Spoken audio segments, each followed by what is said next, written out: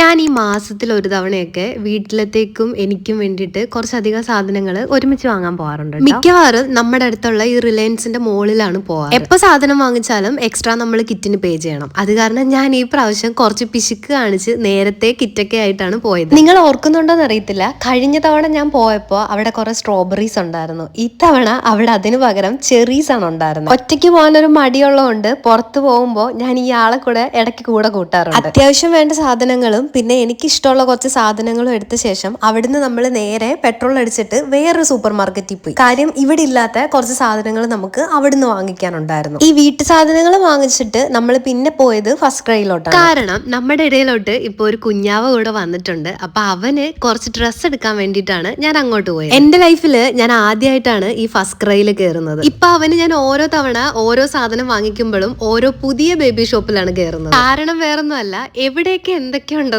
എനിക്ക് അറിയത്തില്ല. ബേബിയെ ഞാൻ അടുത്ത വീഡിയോയിൽ കാണിച്ചു തരാം കേട്ടോ. എന്തായാലും ഉടനെ ഒരു ഫംഗ്ഷൻ ഉണ്ട്. അപ്പൊ അവനെ കാണാൻ പോകുമ്പോൾ എന്തായാലും ഞാൻ നിങ്ങളെ അവനെ കൂടെ കാണിച്ചു. ഇത്രയും കൊണ്ടൊന്നും തീർന്നില്ലായിരുന്നു. അവിടെ കയറി കഴിഞ്ഞ് പിന്നെ നമുക്കൊരു ആയുർവേദ ഷോപ്പിലും വേറൊരു ഫ്രൂട്ട്സ് കടയിലും കയറാനുണ്ടായിരുന്നു. പല സാധനങ്ങള് ഞാൻ പല കടകളിൽ നിന്നാട്ടോ വാങ്ങിക്കുന്നത്. അത് പണ്ട് കോളേജിൽ പഠിക്കുന്ന കാലം തൊട്ടേ ചെറിയ ചെറിയ സാധനങ്ങൾ വാങ്ങിച്ചുകൊണ്ടിരുന്ന പരിചയത്തില് ഇപ്പോൾ ഞാൻ അവിടെ നിന്ന് തന്നെ വാങ്ങിക്കുന്നതാണ്. പിന്നെ നമ്മൾ പോകുന്ന വഴിയിൽ ATM-ൽ കയറി കുറച്ച് ക്യാഷും എടുത്ത് വീട്ടിലത്തേക്ക് വൈകിട്ടത്തേക്ക് കുറച്ച് സ്നാക്സും വാങ്ങിച്ചിട്ടാണ് പോയത്. അപ്പൊ ശരി, പിന്നെ കാണാം.